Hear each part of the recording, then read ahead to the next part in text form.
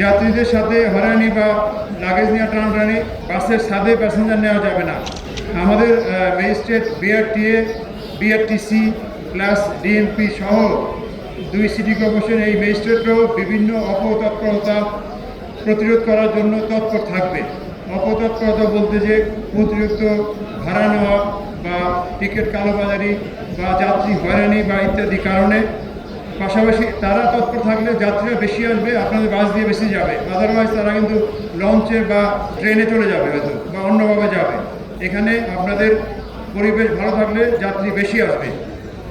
আমরা আশা করব যে এক বাসে ড্রাইভার যদি অনেক সময় বেশিক্ষণ চালায় দুর্ঘটনা ঘটে, এজন্য মালিক সমিতিকে আহ্বান করব বাসে যাতে একাধিক ড্রাইভার দেওয়া হয় এবং এক ড্রাইভার 4-5 ঘন্টার বেশি যেন বাস না চালায়।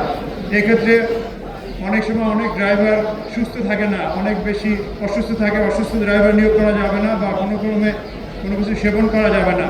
বাস চালানোর সময় আপনার মোবাইলে কথা বলা যাবে না বা ধূমপান করা যাবে না ইত্যাদি। আমরা আরও কয়েকটা বিষয় আহ্বান জানাবো যে পার্কিংয়ে, রোডের উপরে বাস কোনো ক্রমে পার্কিং করা যাবে না টার্মিনাল ছাড়া। টার্মিনাল থেকে যাত্রী উঠে আপনাদেরকে চলে যেতে হবে। কোনো ক্রমেই মেইন রোড থেকে যাত্রী উঠানো নামানো করা যাবে না। কোনো অবস্থাতেই আপনার শিডিউলগুলো যেগুলো আছে শিডিউলগুলো মেনটেন করার জন্য আমরা আহ্বান জানাবো। যাত্রীদের সাথে হয়রানি বা লাগেজ নিয়ে টানাটানি এগুলো আপনাদের বলে দিবেন, আপনারা যাতে না করেন সেই ব্যবস্থা নেওয়া। বাসের সাথে প্যাসেঞ্জার নেওয়া যাবে না। বাস ওভার স্পিডিং করা যাবে না। ওভার স্পিডিং করলে অ্যাক্সিডেন্ট হয়, অ্যাক্সিডেন্টে পুরো হাইওয়ে ব্লক হয়ে যায়। পাশাপাশি যে বাস মালিক 1 কোটি টাকা বাস পুরোটাই কিন্তু ড্যামেজ হয়ে যায়।